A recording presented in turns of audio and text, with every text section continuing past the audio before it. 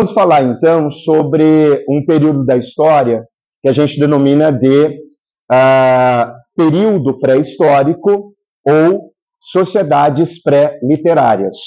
É uma etapa da trajetória humana que vai do aparecimento do gênero Homo, que se deu ali por volta de 2,2 milhões antes de Cristo, até aproximadamente o ano 4000, com a invenção da escrita. Tá bom? Então, esta longa etapa da trajetória humana, os historiadores geralmente chamam de pré-história. Mas, como eu já disse a vocês em outra ocasião, é importante chamar essa pré-história hoje de sociedades pré-literárias. É uma etapa da trajetória humana em que a gente vai ver um processo de evolução biológica, mas, sobretudo, um processo de evolução cultural.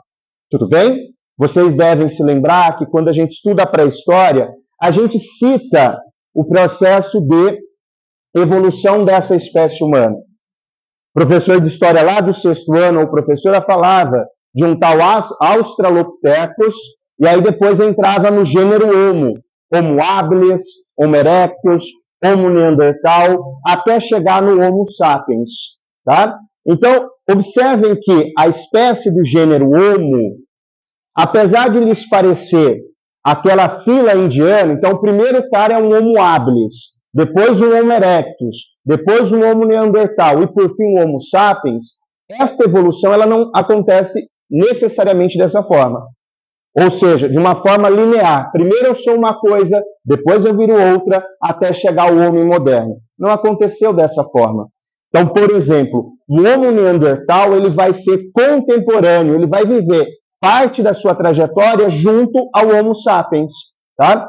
Por isso que eu peço a vocês que sempre que tratarem da pré-história, pensem neste contexto que é um contexto de evolução, de adaptação, de desenvolvimento biológico, mas sobretudo de desenvolvimento cultural.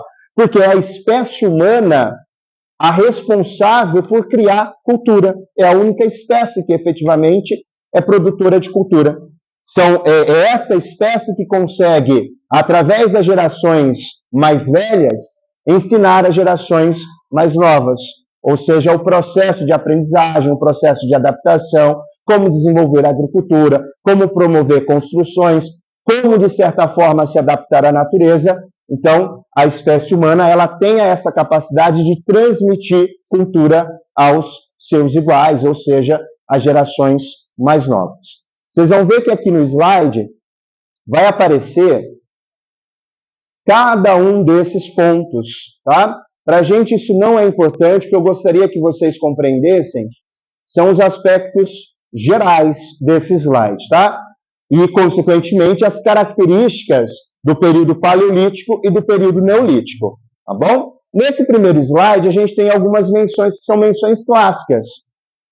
Todos os seres humanos fazem parte de uma mesma espécie, que é a espécie dos hominídeos, o gênero Homo. Hoje, a gente está mais próximo daqueles que nós chamávamos de Homo sapiens, tá? O homem moderno. Afirmar que houve evolução não significa dizer que houve uma progressão linear do mais antigo hominídeo até o homem atual. Aquilo que eu acabei de dizer para vocês se lembram daquela contracapa de caderno que existia, que aparecia lá uma evolução linear da espécie humana? Parecia lá um camaradinha, que era o Australopithecus, e aí você deixava de ser um Australopithecus e virava um Homo habilis, Homo erectus, Homo neandertal, Homo sapiens. Não tem absolutamente nada a ver. Primeiro, que o Australopithecus não é do gênero Homo, tá? O gênero Homo se inicia exatamente com o Homo habilis. Por que habilis? Homem habilidoso. Este homem que vai desenvolver essa ideia de pinça com o polegar opositor. Então, à medida que você desenvolve essa pinça, você tem capacidade de criar o quê? Ferramentas, utensílios. Isso vai ser extremamente importante para a espécie. Por quê? Porque você está lidando com predadores. E, obviamente, se você tem capacidade de pinça, seja para pegar o alimento, seja para construir ferramentas, para construir armas, isso vai te dar, obviamente, uma maior longevidade, permitindo que você consiga viver mais, tá bom? Então, Homo habilis é de homem habilidoso. Tudo bem? Quando a gente fala de Homo erectus, a gente está falando do camarada que vai ter uma coluna ereta. Tudo bem? Então, essa coluna ereta ela vai permitir uma maior mobilidade. Então, desde os australopithecus, você tinha um ser bípede. Então, já caminhava com os dois pés. Tudo bem? Aí você entra no gênero Homo, você tem ali este Homo habilis com os dois pés, e aí você vai ganhando uma maior agilidade, uma maior mobilidade, dada a sua coluna ereta. Aqui, quando a gente fala de pré-história, é fundamental a gente compreender que os historiadores, para realizarem o estudo da pré-história, eles precisam buscar os chamados vestígios, os fósseis. E para estudar esses vestígios, o historiador ele conta com o auxílio de vários outros profissionais, de várias ciências, seja a paleontologia, a arqueologia, a química, a geografia, a arte, enfim, uma série de ciências que possuem vida própria, mas quando estão alinhadas à história, acabam sendo ciências auxiliares no estudo dessa trajetória da humanidade. Dúvidas, pessoal? Tranquilo isso? Aqui, essa imagem, ela contrasta um pouquinho com aquela imagem que eu falei para vocês de evolução linear. Aquela evolução linear é uma perspectiva positivista. Tudo bem? Você tem lá, primeiro é uma coisa, depois vira outra, depois vira outra, depois vira outra. Quando a gente fala na teoria evolucionista propriamente dita, a gente está falando dessa ideia aqui de Homo habilis, Homo erectus, Homo neandertal, Homo sapiens. Percebam que esses dois, eles chegaram a ser contemporâneos. Ok? Então isso é um dado importante. Eu sempre cito como um documentário que é bacana de se estudar, antigamente eu passava esse documentário em sala de aula, que é um documentário chamado A Origem do Homem.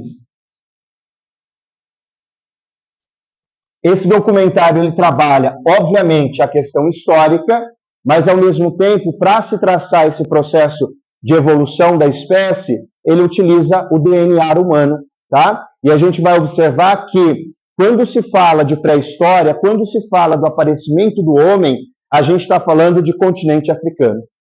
Então, é a partir do continente africano que as demais espécies ganham o restante ou ganham os demais continentes que conhecemos, tá? A princípio, se coloca como continente africano por conta das mudanças climáticas. Aquela região era uma região menos propensa às mudanças climáticas que aconteciam durante aquela etapa da evolução, da trajetória humana. Eu vou avançar, gente, vocês não precisam, então, decorar essas informações, por isso que eu estou avançando, tá? Do Homo habilis, a grande questão aqui é a habilidade, tá? Com o polegar opositor, é o desenvolvimento da caça de pequenos animais. Você tem aqui a ideia de um homem que passa a ter habilidade, consequentemente, vai começar a se deslocar com mais facilidade, tá bom? Então, mas não precisam decorar cada uma dessas informações. A depender do livro, a depender do material, os caras falam até o tamanho da massa encefálica de cada uma dessas espécies. Não precisa ficar decorando esse tipo de informação, ok? Aqui, em relação ao Homo erectus, o grande ponto mesmo é que foi através deste Homo erectus que a gente vai ter o domínio do fogo, tá? Então, o domínio do fogo ele vai se dar numa etapa da trajetória humana que a gente chama de paleolítico. E é este Homo erectus que vai dominar o fogo. Que vai ser extremamente importante, por quê? Porque você tem a necessidade do uso do fogo para se aquecer diante das mudanças climáticas. Você vai usar esse fogo para afugentar os predadores.